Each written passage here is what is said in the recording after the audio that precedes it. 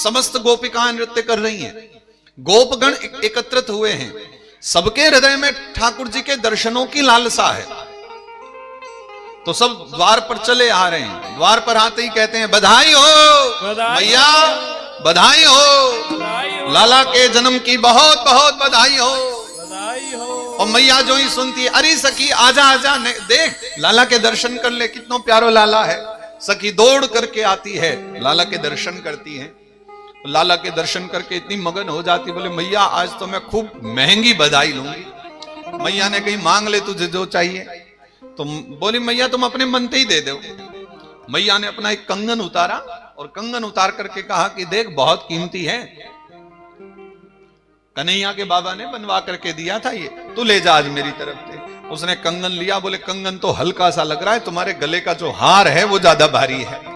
मैया ने कही बस इतनी सी बात। मैया ने हार उतार करके दे दिया, ले सकी तो यह ले जा, हार पहनी हो तू प्रेम ते।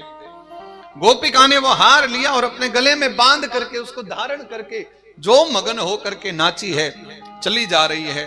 पंक्ति में लगी हुई अन्य गोपियां भी लाला के दर्शन करती हैं, प्रसन्न होती हैं, नाचती हुई जाती। उन्हीं के मध्य में ना एक बड़ी चतुर गोपिका थी।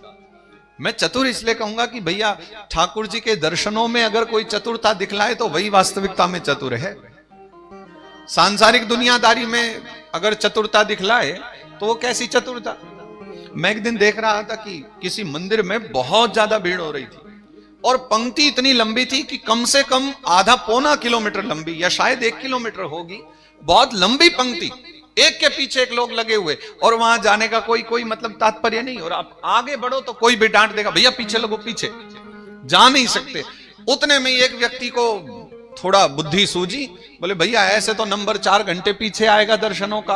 वो तो आगे बढ़ा और उसने जो भूतों वाले कारनामे किए, हु हा करते, लोगों को लगा बोले भैया इसमें हनुमान जी आ गए, जाने दो आगे। और वो हुआ करते सबसे आगे झक करके लग गया और बिल्कुल सबसे आगे जाके फिर ठीक ठाक इंसान बन के खड़ा हो गया।